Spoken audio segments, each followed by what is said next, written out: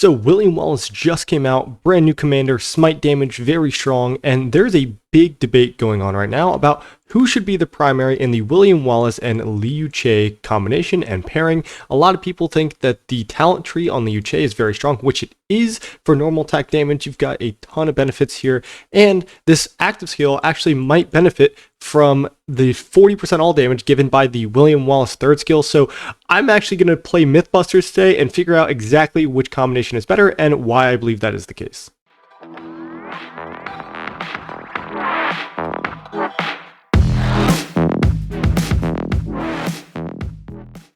Okay, so I gave you a little bit of a sneak peek as to why people might think that Liu primary would be good. So we're going to go over that really quickly one more time just to really see what's going on. This talent is crazy. Martial Mastery, you have a 6% bonus to all damage with no downside in this combination. It's arguably the best talent in the game for like 3 points. It's really quite insane.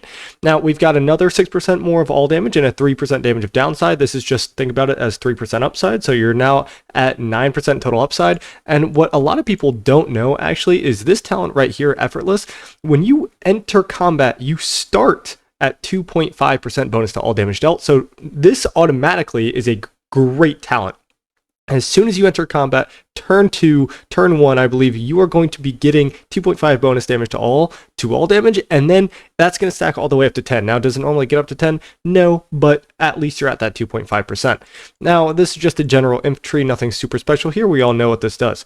But if we go into William Wallace, and this is where the new and the cool stuff is here, right? The smite tree. This talent right here is also just really insane. If you're thinking about the two most insane talents in the game, you're looking at Fight or Flight in the smite tree, and you were looking at Martial Mastery in the attack tree. So I think that this talent alone makes it so that this is a question. Now, when does this work?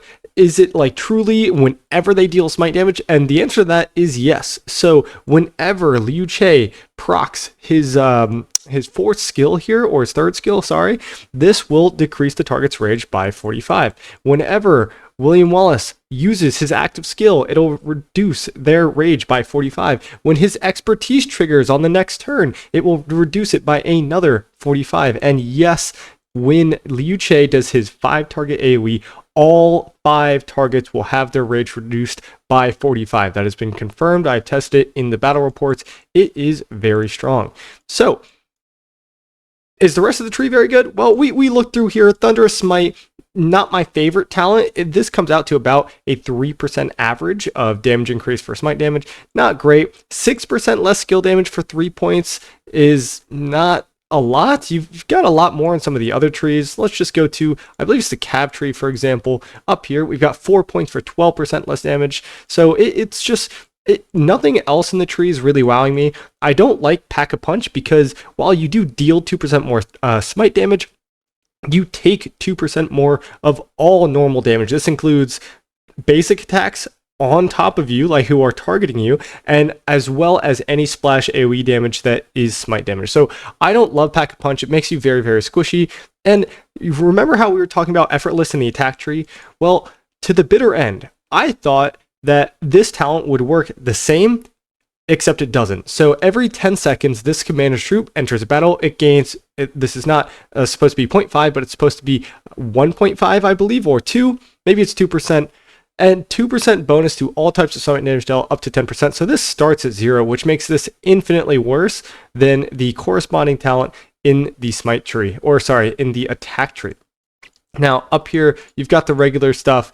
You could go for more march speed. I prefer the rage. You can actually drop hold the line if you feel like you're not getting targeted much, and go Pack-a-Punch, go like some super glass cannon march speed build. Personally, I think that this is the best build that you have all around. So now, what is the correct pairing? Well, we did a few tests without gear, and without gear, it was actually safe to say that the Liu Che primary was doing slightly more damage. So what we did is, this is what I like to call a total output test when targeted. So I was hitting targets with the AoE, and by the way, we can go in here and we can actually see that the rage reduction does apply, right? Fight or flight on the AoE target that's hit on the first turn. So, but we did total output tests. This is what I'm 1v1ing, in this case, in Nevsky Joan, and I am also hitting my targets next to it with Splash AoE. I think that this is a great way to determine the overall tankiness plus damage of any given commander pairing, and so this is what we did. Now, this traded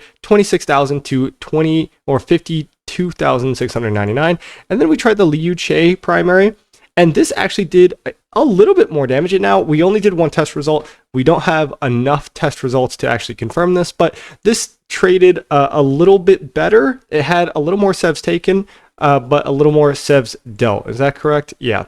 So overall, both are very similar. Now, what was shocking to me is Liu Che's interaction with the William Wallace third skill. Like I said in the intro, a lot of people, when this commander first came out and was announced, they thought that this damage factor occurred on the active skill of whatever this procs on. So if Liu Che is the primary, you have an 80% chance of increasing Liu Che's primary done by 40%. And I am unfortunately about to tell you that that is not the case. Let me explain. All right, so I have since pulled out my Liu Che and William Wallace, and I will show you exactly what I mean by the skill only actually benefiting one of the multiple targets hit by Liu's active. So we're going to go ahead and watch this happen, and boom, pause. So I will show you in this battle report that one of these two barbs actually got the benefit of that AoE.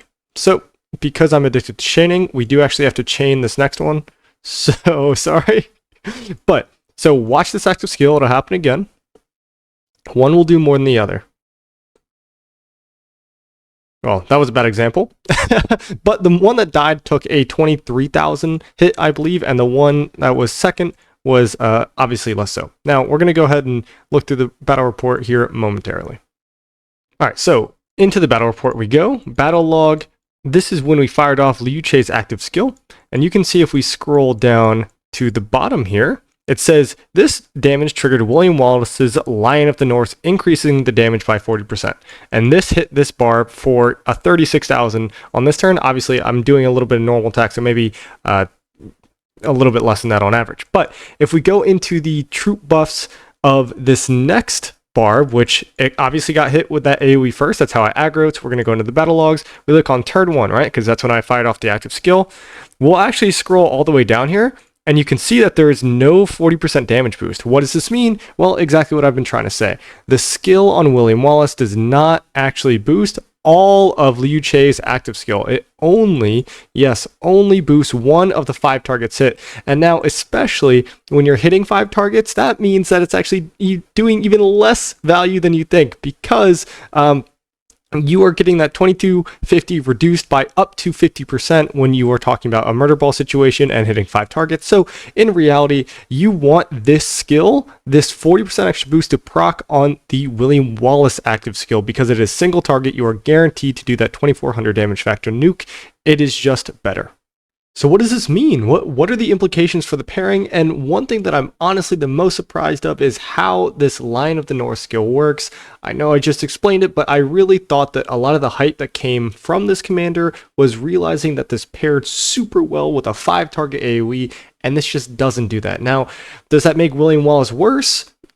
Yes, it does, than we originally thought, but the trades and the testing that I've done has also been really, really positive. I think that this skill did work like how a lot of us thought it did, then it would actually just kind of be broken.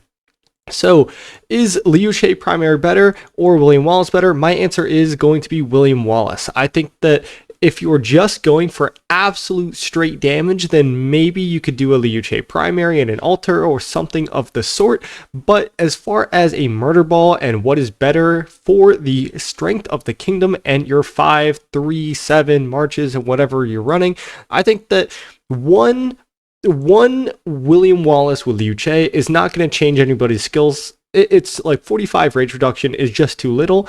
If you hit it like 5 target AoE for the 45, the ones that are hit, it's not going to change anything. But if your whole kingdom is running it, now it matters. Think about it, the same kind of concept as Hermann Prime.